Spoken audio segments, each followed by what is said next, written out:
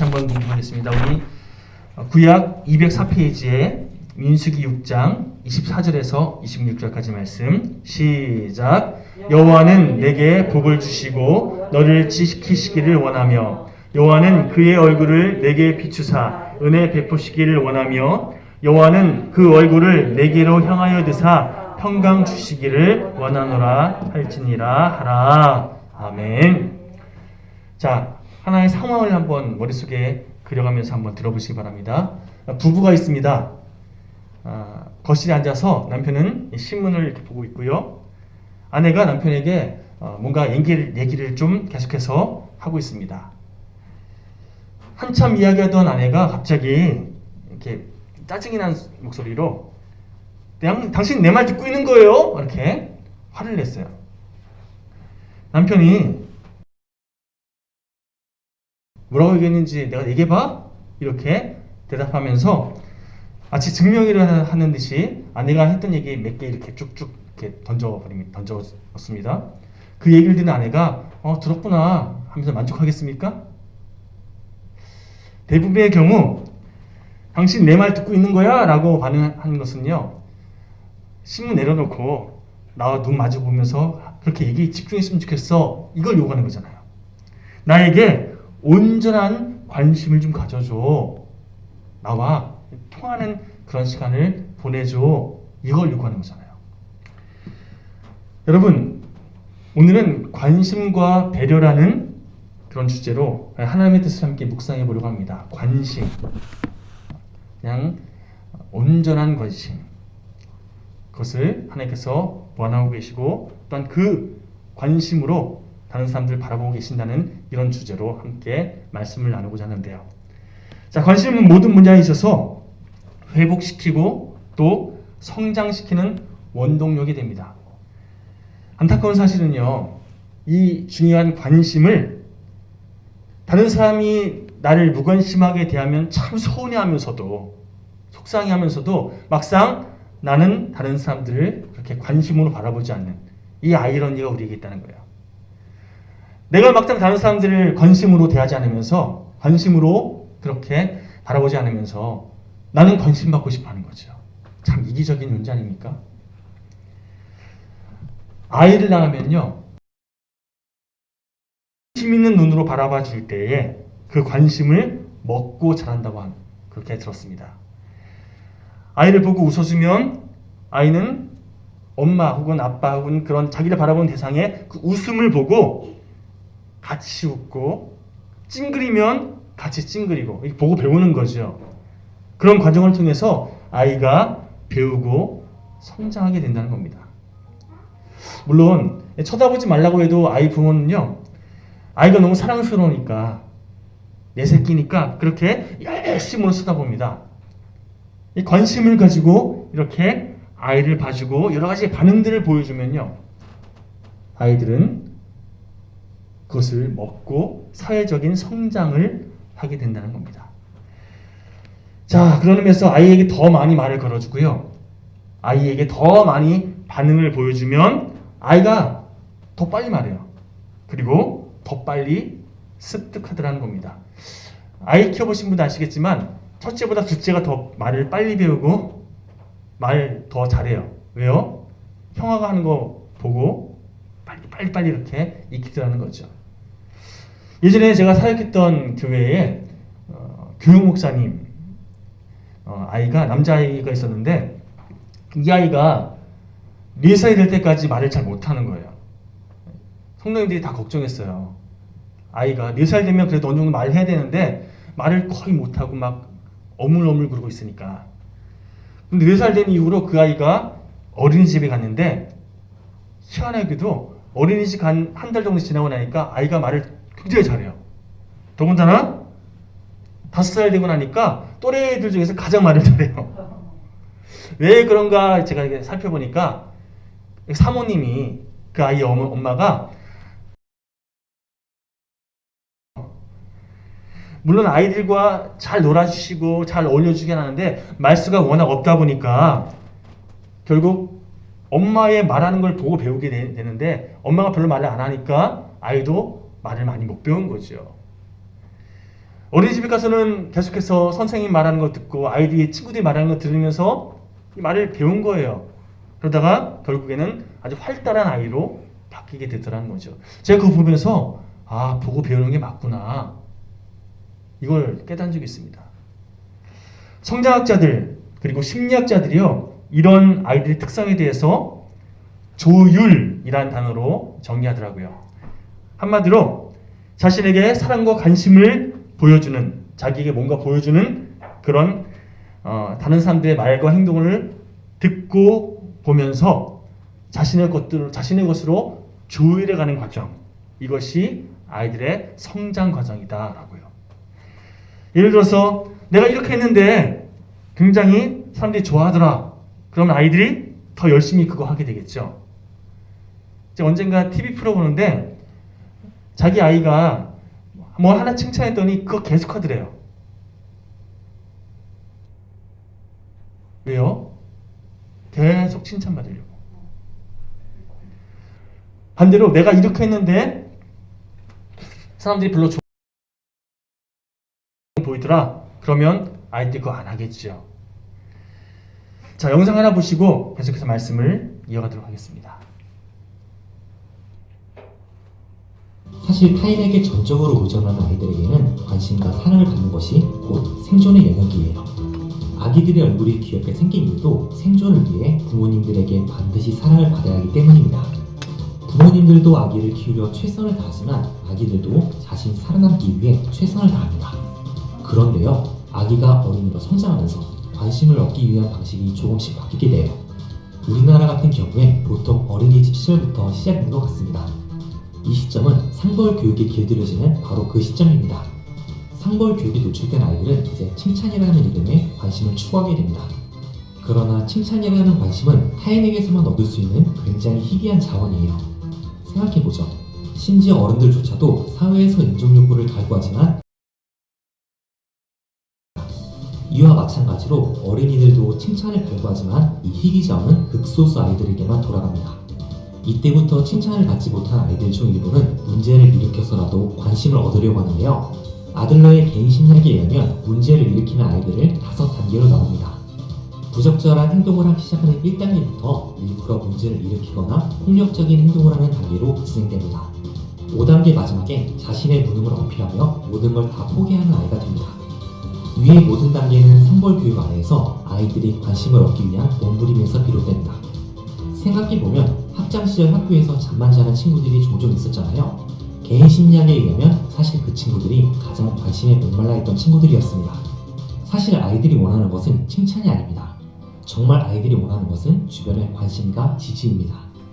보통 아기가 어린이로 성장하면서 부모에게서 누리던 절대 권력은 자연스럽게 작아지게 됩니다. 특히 동생이라도 태어나면 바로 절대 권력의 왕좌에서 내려와야 하죠.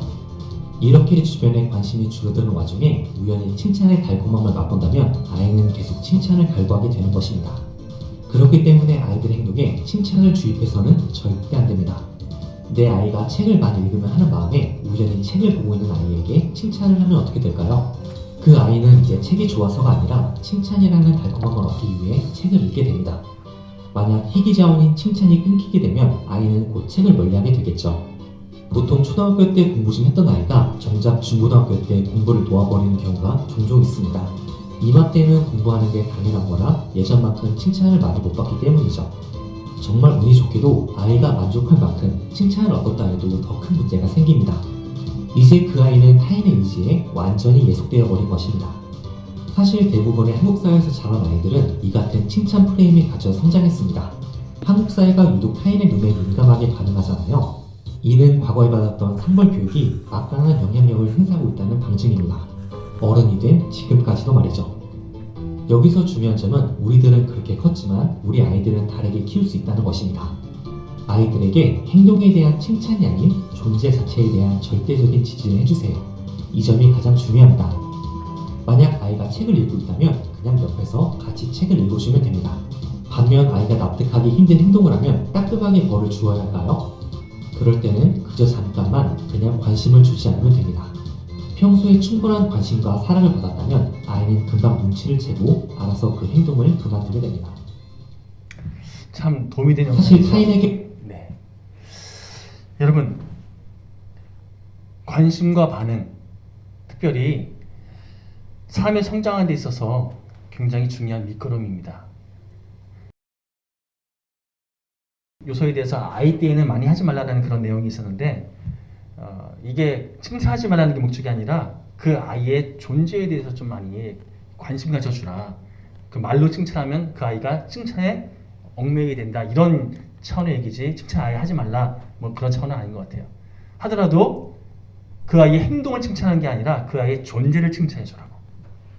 내가 어떤 존재인지 그 아이가 스스로 이렇게 확인할 수 있도록 자부심, 자존감이 세워질 수 있는 그런 칭찬을 해라. 이 굉장히 중요한 포인트더라는 거죠. 여러분, 부모가 너무 바빠서 혹은 그 아이에 대한 관심이 좀 소홀해서 아이에게 관심을 덜 준다, 반응을 잘 보이지 않는다, 또는 열심히 반응을 보이긴 하는데 바른 기준으로 언제는 칭찬해주고 언제는 또 혼내고 막 이렇게 기준이 바뀌면요, 일관된 기준이 없으면 그 아이는 내가 뭘 해야 될지 혼돈을 느끼면서 좀 잘못된 그런 자기 멋대로의 그런 처신을 하게 되더라는 거죠. 잘못을 했음에도 불구하고 이를 조율해 주지 않고 바르게 이렇게 잡아주지 않으면, 방치하면 결국 그 아이는 다른 사람에게 피해를 주는 그런 망나니 같은 모습으로 치닫게 돼 있다는 거죠. 아이에게 그래서 관심을 가지고 그 아이가 바르게 성장할 수 있도록 돕는 거 굉장히 힘든 일입니다. 그만큼 사랑으로 계속해서 섬겨줘야 되는 그런 같은 맥락에서 영적인 아이들이 있잖아요. 영적으로 어린 사람들, 뭐 예를 들어서 전도돼서 얼마 되지 않은 새가족들, 그런 사람들은 나이와 상관없이 영적으로 어린 사람들이라 생각하고 그런 사람들 우리가 어떻게 대해야 될까요? 아이들 대하듯이 잘 섬겨주는, 잘 배려하고 그렇게 그 사람이 성장할 수 있도록 돕는 성숙한 그런 먼저 구원받은 자의 선배의 도리, 이것이 하나님께서 우리에게 원하시는 그리스도인의 삶의 모습이라는 겁니다. 여러분, 설교자 입장에서 잠깐 말씀드리면, 예를 들어서 성도님들이 이렇게 설교자를 쳐다보시면서 말씀에 집중해 주시잖아요. 그러면 인간인지라 막 힘이 나요. 그러면서 더 힘을 내어서 더 신나게 말씀을 전하게 되는데, 딴청 피우고 또 막 언제 끝나나 이런 표정으로 바라보고 계시면 설교하는 입장에서 다시 말씀드립니다. 인간인지라 이게 저도 같이 주의가 산만해지고 그만큼 힘이 빠진다는 거죠. 이처럼 어디에 있든지 무엇을 하든지 관심을 가지고 적극적으로 반응하는 그런 모습이 있으면요, 결국 플러스 알파의 효과를 발휘하게 돼 있다는 겁니다. 자, 그렇다면 지금까지 말씀드린 내용들을 기반으로 해서 우리 삶의 적용점들, 신앙의 어떤 적용점들을 함께 생각해 보려고 하는데요. 우리가 영적으로 건강하게 성장하기 위해서 필요한 거 한번 따라해 보시겠습니다. 하나님의 관심을 충분히 누려야 합니다. 하나님의 관심을 충분히 누려야 됩니다. 아이들이 엄마의 관심을 먹고 자라는 것처럼 우리 또한 하나님의 관심을 먹고 살아가야 된다는 것이죠. 제가 잠깐 제 얘기를 해드릴 건데요. 고등학교 2학년 때 학교에서 축제 같은 거 하잖아요. 그때 저희 학교에서 가요제를 했었는데 그 가요제에서 제가 그래도 대상을 저희 학교가 잘 못해서 그런 것 같아요. 근데 평소에 저랑 별로 안 친했던 한 친구 녀석이 그날 축하한다고 파 한 다발을 꽃다발 대신에 이렇게 잘 포장해서 정성스럽게 포장했어요. 이렇게가 아니라 정성스럽게 포장해서 저에게 이렇게 축하한다고 내밀었는데 제가요 그날 감동했어요. 이 녀석이 나랑 별로 안 친한데 나를 챙겨주는 게 너무 고맙고 너무 기쁜 거예요. 제가 그날 이후로 그 친구랑 절친이 됐어요. 그날 이후로 계속 같이 앉고 같이 놀고 막 그렇게 지금도 별로 이렇게 1년에 한두 번밖에 못 만나는 상황이 그런 상황인데도 불구하고 내 영혼에 단짝하면 이 친구를 먼저 떠올려요. 여러분, 전혀 생각하지 않았던 그런 친구의 그런 배려와 관심이 저에게 있어서 감동으로 그렇게 다가오는 것처럼 우리가 다른 사람과 뭔가 관계를 맺을 때 보면요. 가만 보면 인간적으로 give and take, 뭔가 주는 게 있으면 받는 게 있으면 주게 되고 이런 식의 한마디로 주고 받는 게 있을 때에 인지상정으로 이렇게 마음이 열리면서 통하게 되는 그런 과정을 보게 됩니다. 그런데 잠깐 옆 사람을 좀 바라보시겠습니까? 네. 그 옆 사람을 위해서 내가 할 수 있는 최선을 다해서 뭔가 해주었어요. 우리 장로님 부부 그렇게 하고 계시고 우리 권사님 부부 그렇게 하고 계시고 그렇죠? 서로를 위해서 정말 열심을 다해서 뭔가 해주고 계시잖아요. 맞죠? 정말 챙겨주고 아껴주고 최선을 다해서 희생해 주었는데 근데 그러면 응당 우리 마음 가운데 어떤 마음이 드냐면요. 상대방도 나에게 좀 그렇게 해줬으면 하는 마음이 생겨요. give and take. 내가 해준 정도까지는 말하지 않더라도 적어도 내가 해준 것에 대해서 고마워할 줄 알고 또 나를 조금만 배려해줬으면 이런 마음 우리가 갖게 되더라는 겁니다. 그런데 그 옆 사람이 그 주변 사람이 고마워하기는 거기는 아주 당연한 나를 함부로 대한다 이러면 어떤 마음이 들까요? 그 사람을 계속 챙겨주고 싶고 그 사람을 계속 배려해주고 싶은 그런 마음이 들까요? 속상한 마음이 들겠죠. 나는 다른 사람들에게 해준 만큼 뭔가 받기를 원하는 그런 마음이 우리 가운데 있는데 여러분 하나님을 우리가 대할 때 어떻게 대하시는지 한번 점검해 볼 필요가 있습니다. 우리가 하나님을 의식하지도 않고 또 하나님을 온전히 의지하지도 않는 채 한마디로 하나님을 소위 없는 분 취급하면서 그렇게 무시할 때가 참 많이 있잖아요. 근데 그 하나님이 우리에게 어떤 분이라고요? 헤세드의 그 끝까지 우리를 사랑으로 품으시는 그 사랑 우리에게 늘 베푸시는 분이신데 그 하나님 우리는 어떻게 대한다고요? 때로는 무시하고 없는 분 취급하고 그냥 내 마음대로 행동할 때가 참 많은 그런 삶의 모습들이 우리에게 있더라는 거죠. 여러분 이런 우리를 하나님께서는요 아까 소개드렸던 그 헤세드 인애로 끝까지 품어주시는 그 사랑으로 여러분 계속해서 안아주시고 용납해 주시고 기다려 주시고 그렇게 우리를 품어주고 계신다는 겁니다. 여러분 우리가 아무리 이기적으로 막무가내 같은 행동을 해도요 하나님은요 참아주세요. 그리고 우리에게 관심을 가져주시고 절대 포기하지 않으신다는 거죠. 이것이 바로 하나님께서 우리가 허락하시는 은혜입니다. 우리가 어떤 존재인지 상관없이 하나님은 자녀된 우리 하나님께서 사랑하시는 존재인 우리를 끝까지 포기하지 않으신다는 거예요. 자, 우리 본문의 내용으로 다시 돌아와서 우리 예배 마치면서 제가 축도할 때 이제는 우리 주 예수 그리스도의 그 크신 은혜와 하나님의 무한하신 사랑하심과 성령님의 교통하심이 뭐 이런 내용으로 기도하잖아요. 이게 고린도후서 13장의 내용을 근간으로 해서 기도하는 내용이에요. 신약시대 이후로는 고린도후서 13장의 내용을 근간으로 해서 이렇게 축도하는데 구약에는요. 오늘 함께 봉독했던 민수기 6장 24절부터 26절까지 내용을 대제사장이 그렇게 축도처럼 기도했어요. 다시 한번 읽어볼까요? 민수기 6장 24절에서 26절 시작. 여호와는 내게 복을 주시고 너를 지키시기를 원하며 여호와는 그의 얼굴을 내게 비추사 은혜 베푸시기를 원하며 여호와는 그 얼굴을 내게로 향하여 대사 평강 주시기를 원하노라 할지니라 하라. 자, 축도의 내용이에요. 너희들 이렇게 하나님께서 축복해주기 원한다 이런 내용으로 기도하고 있는데 주요 내용을 소위 4가지로 함축해서 살펴볼 수 있습니다. 자, 노란 부분 한번 따라해 보시기 바랍니다. 복 주기 원합니다. 지켜주시기 원합니다. 은혜 주시기 원합니다. 기원합니다. 평강 주시기 원합니다. 아멘. 자, 이 모든 것이 가능할 수 있도록 무엇을 간구합니까? 이 앞부분에 여호와 하나님. 그 얼굴을 너에게 비추사, 그 얼굴을 너에게로 향하여 되사.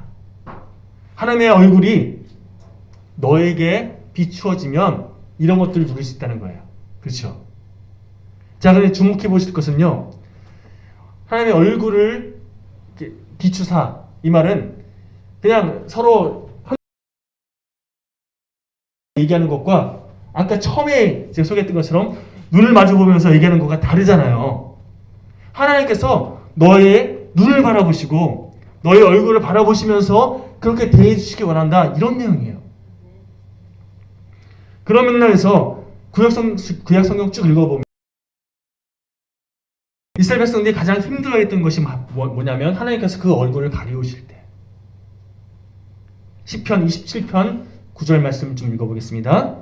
주의 얼굴을 내게서 숨기지 마시고 주의 종을 노하여 버리지 마소서. 주는 나의 도움이 되셨나이다. 나의 구원의 하나님이시여 나를 버리지 말고 떠나지 마옵소서. 이 시편 기자가 그렇게도 두려워했던 것이 뭡니까? 하나님의 얼굴이 보이지 않는 것. 하나님께서 나를 바라보지 않는 것처럼 느껴지는 것. 하나님께서 나에게 관심을 갖지 않는 것처럼 느껴지는 것. 하나님의 임재가 느껴지지 않는 것. 이걸 두려워했다는 거죠. 하나님의 관심, 하나님의 함께하심을 경험하지 못하는 그런 인생을 두려워했다는 겁니다. 자, 그런 맥락에서 여러분, 하나님의 관심이 늘 충만한 인생, 하나님의 함께하심을 늘 누리는 인생, 그런 복된 인생 되시기를 주님의 이름으로 간절히. 예배는요, 그런 맥락에서 우리에게 있어서 선택이 아니라 필수입니다. 예배가 뭡니까? 하나님이 나와 함께하심을 확인하는 시간이잖아요. 하나님께서 이제 내 삶 가운데 임재하고 계심을 깨닫는 시간이고, 하나님의 말씀이 나에게 적용되는 시간이고, 또 하나님께서 나를 축복하시고 나를 위로하시는 것을 깨닫는 시간이잖아요. 그런 예배 시간을 통해서 하나님의 함께하심을, 하나님의 그 은혜를 누리는, 결국 하나님의 얼굴을 구하는 그런 인생, 이런 삶이 우리 삶 가운데 계속해서 이어져 갈 때에 그런 삶을 예배자의 삶이라고 그러고요, 그런 삶을 하나님의 은혜를 누리는 삶이라고 우리가 정의할 수 있다는 겁니다. 하나님께서 함께 하심을 우리가 확신하지 못할 때 우리 삶 가운데 어떤 일이 벌어지는가? 불안하고 염려하게 되고 근심하는 태도들이 나타나게 된다는 거죠. 하나님이 함께 하시는 것을 깨닫고 있으면요, 아무리 힘든 상황이 찾아와도 이겨냅니다. 감당할 수 있어요. 왜요? 하나님이 함께 하시는 걸 믿기에, 하나님께서 책임져 주시는 것을 확신하기에 감당이 되더라는 거예요. 나는 할 수 없지만 하나님께서 그 모든 것을 책임져 주심을 믿기에. 그런데 왜 두려워한다고요? 하나님을 의지하지 못하는 거예요. 하나님을 믿지 못하는 거예요. 하나님 함께 하심을 깨닫지 못하는 그 상태가 우리를 두려움으로, 우리를 불안으로 그렇게 이끌어가더라는 겁니다. 식물에게 햇빛이 반드시 필요한 것처럼, 제가 요즘에 카페 운영하면서 식물 이렇게 키우고 있잖아요. 그전에는 잘 몰랐는데 그냥 지식적으로 식물에게는 햇빛이 필요하다, 이 정도 알고 있었지, 실제로 키워보니까 식물에게는 정말 햇빛이 꼭 필요하더라고요. 햇빛을 안 보면 시들시들하다가 잠깐이라도, 하루라도 바깥에 내놓고 다시 들이잖아요. 다시 살아나는 것을 보게 되면서, 아, 식물에겐 정말 햇빛이 꼭 필요하구나. 똑같은 맥락으로 우리의 영혼은요, 하나님의 영광의 광채가 늘 꼭 필요한 그런 인생이라는 것을 기억하시기 바랍니다. 하나님의 얼굴을 회복하는, 하나님의 영광의 광채를 누리게 되는 그런 우리 모두가 되었으면 좋겠습니다. 하나님이 나를 늘 주목하고 계시고, 하나님께서 나를 강한 발로 그렇게 붙들고 계시는, 안아주고 계신다는 것을, 나를 절대 포기하지 않으시는 그 하나님을 깨닫고 그렇게 그 하나님을 누리며 살아가는 우리 모두가 되시기를 다시 한번 주님의 이름으로 축원합니다. 더불어 하나님의 얼굴이 나에게 그렇게 향하고 있음을 깨달았다면, 경험했다면 나만 누리고 끝나면 안 된다는 거예요. 하나님께서 우리에게 원하시는 게 뭐냐면 나를 붙들어 주셨던 것을 너가 경험했니? 그렇다면 너에게 내가 맡긴 영혼들 그들에게도 그 하나님을 누릴 수 있도록 그 하나님을 깨달을 수 있도록 네가 좀 도와줘라. 나의 손과 발이 되어주렴. 하나님께서 우리에게 그런 사명을 맡기시더라는 겁니다. 자, 우리가 흔히 하는 말 가운데 아우 제가 관심 사려고 그러는 거야 이런 말 있죠. 영어에도 비슷한 표현이 있더라고요. Pay attention to. pay가 뭐 지불하다는 거잖아요. 자, 다시 말하면 관심을 뭔가 지불하고 그렇게 산다는 거예요. 그 정도로 사람들은 관심을 받기 위해서 관심을 누리기 위해서 그렇게 애를 쓰고 있다는 거죠. 관심을 얻기 위해서는 뭔가 대가 지불이 필요하다는 거예요. 중요한 사실은 넘겨주십시오.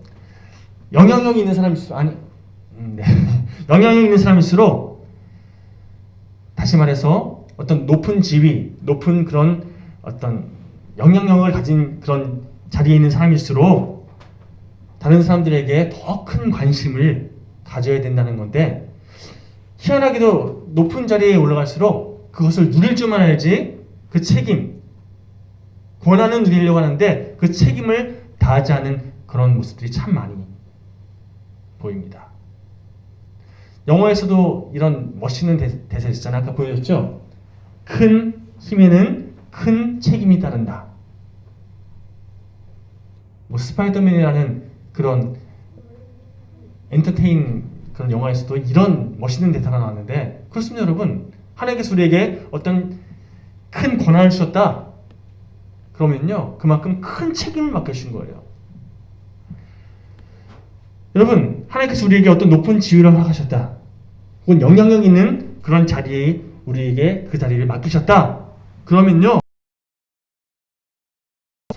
섬기게끔 더 많은 관심과 섬김으로 그렇게 하나님께 쓰임받아야겠구나 이런 마음으로 그 일을 감당해야 될 때 하나님께서는요 더 큰 일을 더 많은 영혼들을 맡기시더라는 거예요. 하나님께서 우리의 영일교를 통해서 더 많은 영혼을 책임지시고 더 많은 영혼을 맡기시는 그런 과정들을 허락하실 줄 믿고 그 일을 준비해 나가는 그런 2022년도가 되었으면 좋겠습니다. 그냥 이 정도가 좋사오니 우리끼리 좋사오니 하면요 딱 그 정도 수준이에요. 그런데 하나님께서 맡기실 일들을 기대하시면서 그 일들에 대해서 준비해 나가는 그런 우리가 될 때 하나님께서 더 많은 영혼들을 더 많은 사명들을 맡기실 줄 믿습니다. 특별히 우리 주변 사람들을 관심과 사랑으로 좀 돌아보는 또한 그들을 섬기는 그런 훈련들을 해나갔으면 좋겠습니다. 혹시라도 하나님께서 우리에 어떤 영향력 주실 때 마치 그것이 내가 잘나서 누리는 것이냐 내 능력이 좋아서 내가 누리게 되는 것이냐 착각하지 말고 그만큼 더 많은 사람들에게 관심을 가지라고 하나님께서 나에게 이런 거 허락하셨구나. 이거 다른 사람들에게 흘려보내라고 허락하셨구나. 이것을 깨닫고 믿음으로 순종하는 우리 모두가 되길 소망합니다. 복음서 읽어보면요. 제자들은 주변 사람들에게 별로 관심이 없어요. 온통 누가 더 높은가? 내가 더 높아져야 되는데 이런 데 관심이 있고요. 어떻게 하면 내 뜻대로 이룰 수 있을까? 내 생각, 내 계획 여기에만 관심 있는 걸 보게 됩니다. 그런데 반면 예수님은 어디를 가든지 무엇을 하든지 거기에 있는 영혼들의 관심이 있었어요. 주변 사람들을 돌아보시고 그 사람들의 필요를 채워주는 데 관심이 있으셨다는 겁니다.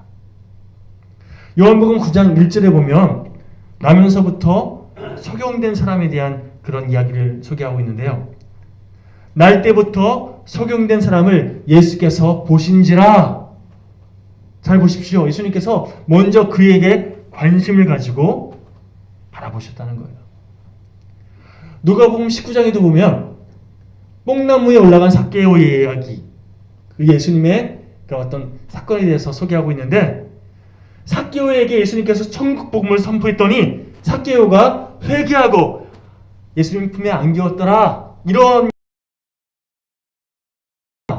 예수님께서 뽕나무에 올라가 있는 삭개오에게 다가가서 내려오라 말씀하시고 내가 오늘 너희 집에 유하겠다 이렇게 친근하게 말을 거시고 함께 식사를 한 다음에 너도 아브라함의 자손이다 이렇게 존재를 인정해 주시니까 삭개오가요 자신의 잘못을 인정하고 내가 토색한 것까지 4배나 갚겠습니다. 내가 내 재산의 반을 가난한 사람들에 나눠주겠습니다. 이렇게 변화되더라는 거예요. 관심을 가지고 사랑으로 대해주니까 변화가 일어나더라. 누가복음 19장에서 우리가 삭개오 사건을 통해서 배울 것은요. 관심으로 사람을 대하면 사랑으로 다른 사람을 품어주면 그러면 변화가 일어난다는 거예요. 주님의 사랑은 바로 여기에서 시작한다는 겁니다. 우리들은 흔히 예수님을 닮기 원합니다. 이런 말 종종 합니다. 그런데 말은 그렇게 하면서 예수님의 관점, 예수님의 시선으로 다른 사람을 바라보지 못해요. 정말 품어주고 섬겨주려는 끝까지 참아주려는 그런 시선으로 다른 사람들을 바라보지 못하고 내가 기준되어서 저 사람은 저렇고 이 사람은 이렇고 하면서 판단할 때가 더 많다는 거죠. 예수님 믿는다는 것은요. 예수님처럼 사랑의 눈으로 그 사람을 바라보는 것을 의미합니다. 그리고 주님께서 나에게 이 사람을 맡겨주셨다라는 것을 깨닫고 그 사람을 주님의 마음으로 대하는 것을 의미합니다. 자, 영상 하나 마지막으로 보시고 말씀을 함께 정리하는 그런 시간을 갖도록 하겠습니다.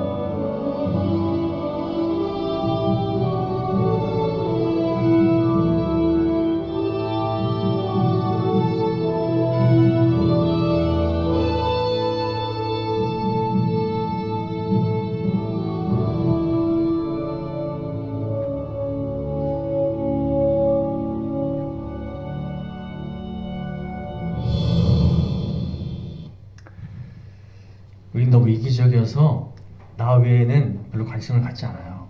그러나 영상처럼 누군가에게 관심을 가지고 배려함으로 그렇게 대하기를 선택하면요, 결국 그것이 그 사람에게도 나에게도 유익함으로 돌아가게 되어 있다는 거예요.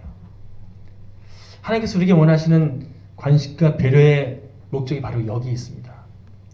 우리가 내민 작은 손길 하나가 결국 그 사람이 하나님을 만날 수 있도록 돕는 그런 큰 하나님의 일하심의 첫 단추가 된다는 거예요. 여러분, 간절히 바라는 것은 날마다 십자가의 보혈을 의지하면서 내가 기준되어서 생각하고 판단하고 결정하고 행동하는 것이 아니라 주님의 마음으로, 하나님의 시선으로 주변 사람들을 돌아보고 나에게 맡겨진 일들을 그렇게 바르게 분별할 줄 아는, 그래서 주님의 도구로 쓰임 간절히 축원합니다. 말씀 읽고는 이렇게 맺겠습니다. 날마다 예배를 통해서 하나님의 얼굴을 회복하십시오. 일주일에 한번 예배 드리는 거, 이게 여러분들에게 원하는 예배자의 모습이 아닙니다. 매 순간 예배한다는 거, 하나님을 의식하고 하나님을 그렇게 예배하는 그런 예배자의 마음으로 살아가는 것이죠. 예배를 통해 그것을 붙잡았으면 그것을 계속 삶 가운데 적용하면서 살아가는 그런 우리 모두가 되었으면 좋겠습니다. 더불어서 일상의 삶 가운데서 가깝게는 여러분 가족부터 여러분들의 점점 주변 사람들, 하나님께서 만나게 하시는 그분들을 관심의 눈으로 대하시는, 우리 권사님은 만나신 분 참 많잖아요.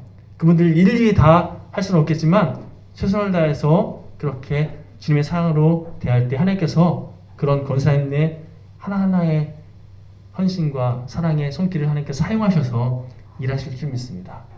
그렇게 하나님께 귀하게 쓰임받는, 결국 일하시는 하나님을 경험하고 그 하나님을 삶을 통해 자랑하는 우리 영일교회 모든 교우들 되시기를 주님의 이름으로 간절히 축원합니다. 이렇게 기도하시겠습니다.